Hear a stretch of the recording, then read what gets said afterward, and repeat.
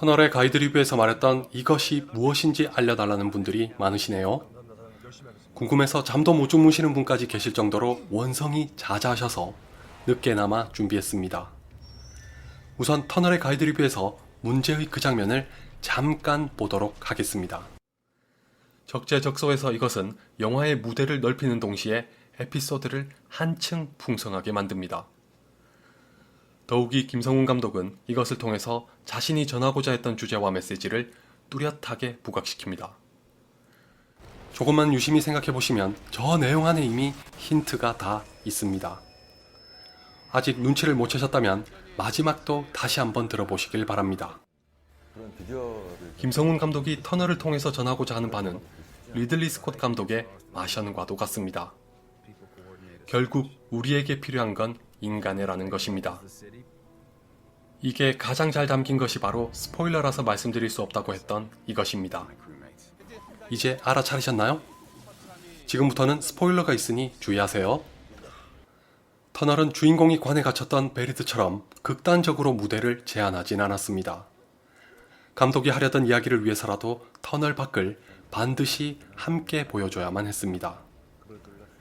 반대로 터널 안도 소홀히 할 순 없으나 정수는 그 좁은 공간 중에서도 차에 갇혀 있었습니다. 다시 말해 혼자서 할 수 있는 게 별로 없었죠. 이때 무언가가 나타나면서 정수를 차 밖으로 나오게 했습니다. 그가 차를 벗어나면서 영화의 무대를 넓히게 되는 계기가 무엇이었는지 이젠 다 아시죠? 바로 미나입니다. 제가 이것이라고 하는 바람에 더 헷갈리신 분들이 많으셨던 것 같은데 아시다시피 미나는 예고편에서 전혀 나오지 않았습니다. 그래서 더 조심스럽게 표현할 수밖에 없었으니 양해해주세요. 미나가 등장하면서 정수의 차만이 아니라 미나의 차를 오가면서 영화의 무대가 더 넓어졌습니다.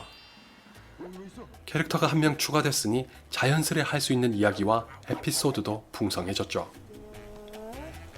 더 중요한 건 미나와의 에피소드야말로 김성훈 감독이 전하고자 했던 주제를 응축하고 있다는 것입니다. 제가 터널을 마션과 비교했던 것도 그래서였습니다. 일각에서는 미나를 민폐 캐릭터로 치부하면서 짜증을 내시는 분들도 계시더군요. 심정은 충분히 이해하지만 그렇게 생각하는 순간 이 영화가 진짜 하고 싶었던 이야기는 무엇인지 놓치게 될 수도 있습니다. 미나 때문에 주인공인 정수는 물과 음식, 그리고 전화까지 모두 공유했습니다.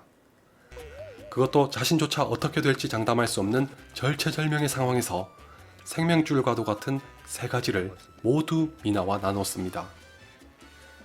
이런 이유 등으로 인해 미움을 받았으나 정작 터널은 미나와 정수의 관계를 통해서 진정한 인간애란 무엇인지를 보여주고 있습니다.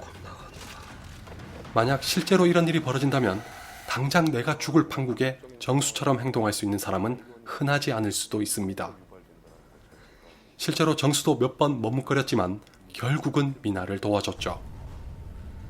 이게 말도 안 된다고 생각하시거나 여전히 미나가 미우시다면 마션을 한번 보시기 바랍니다. 마션을 지극히 현실적인 관점으로 보면 터널보다 몇 배로 더 황당합니다.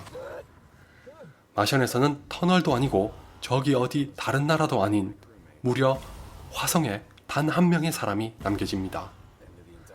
그를 구하기 위해서 미국 정부와 나사는 모든 수단을 강구하고 실행합니다. 그 과정에서 응당 따라야 할 갈등 구조는 거의 전무합니다.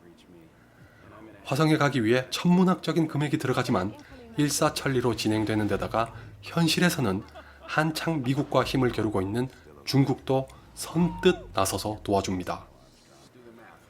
과연 실제로 이런 일이 벌어진다면 어떻게 될지 생각하면 마션은 일종의 판타지일 수도 있습니다.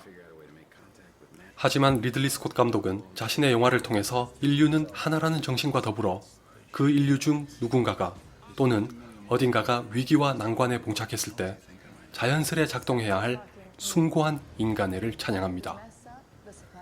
이것이 제가 개봉 당시의 마션을 보고 전적으로 동의하지는 않지만 희망과 긍정에는 고개를 숙이고 만다고 했던 이유입니다. 테러와 경제 불황으로 인해 지구는 하나라던 글로벌리즘이 점점 더 무색해지고 있는 와중에 마션이 우리에게 전하려던 메시지는 절대 순진한 이상주의로만 치부해서는 안 되는 것입니다. 터널도 마찬가지입니다. 이 영화를 보면서 세월호를 떠올리지 않기란 어렵습니다.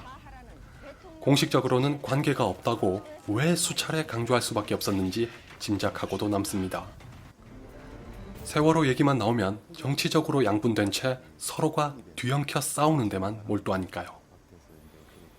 이쪽에서는 저쪽이 정치적으로 이용한다고 비판하고 저쪽에서는 또 이쪽이 정치적으로 이용한다고 비판합니다.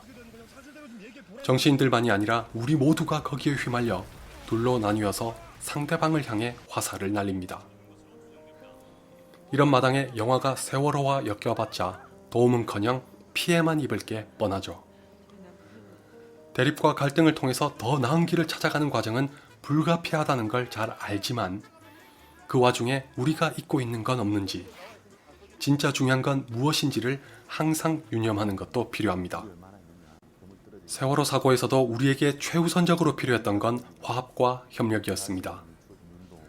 제게 있어 터널은 바로 그걸 상기시켜주는 영화였습니다.